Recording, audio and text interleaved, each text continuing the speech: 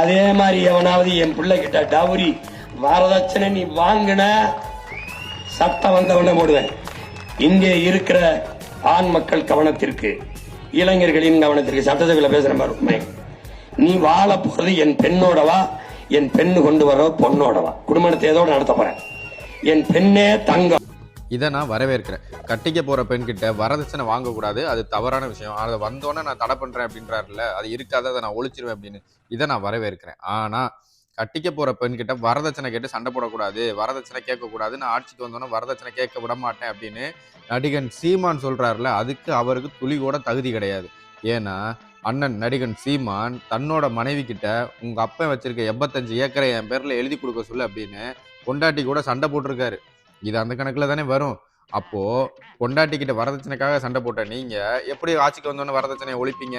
இதை நான் சொல்லலப்பா, பொய்யெல்லாம் கிடையாது, உங்க அண்ணனே சொல்லியிருக்காரு. நீங்களே ஒரு டைம் பாருங்க. எனக்கே தனிப்பட்ட முறையில் வருத்தம் இருக்கு. எங்கள் மாமா பேரில், எங்கள் மாமா இருக்கும்போது வேளாண் கல்லூரி ஆரம்பிக்கிறதுக்கு 85 ஏக்கர் எங்கள் மாமியார் வாங்கியிருக்காங்க. ஏதோ அப்போ அந்த நிலத்தை எனக்கு தரலைன்னு கோவம் இருக்குது. இப்போ எனக்கு மொட்டாட்டிக்கு சண்டை நடக்குது. நான் வந்து எங்கள் அப்பா நம்மாழ்வார் பேரில், சரி மாமா பேரில் கூட ஒரு வேளாண் பண்ணை உருவாக்கி காட்டுறேன், எனக்கு கொடுக்க சொல்லு அப்படின்னு. அதை நீயாச்சு உங்கள் அக்காவாச்சு பேசிக்க அப்படின்னு என் பொண்டாட்டி சிறாலே வழியா. ஏதாவது ஒரு நிலைப்பாட்டோட இருங்க. நீங்களே இப்படி மாறி மாறி போயிட்டு இருந்தீங்கன்னா நாங்கள் எதை ஃபாலோ பண்ணுறது? நடிகன் அப்படிங்கிறது சினிமாவில் மட்டும்தான் இருக்கணுமே தவிர அரசியலுக்கு வந்து இப்படி நடிக்கக்கூடாது, ஒரே மாதிரி இருக்கணும்.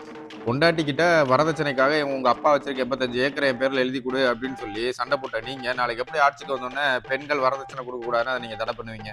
அதாவது வாய்க்கு வந்தபடியெல்லாம் பேசப்படாது, எதா இருந்தாலும் நியாயமா பேசணுமா இல்லையா?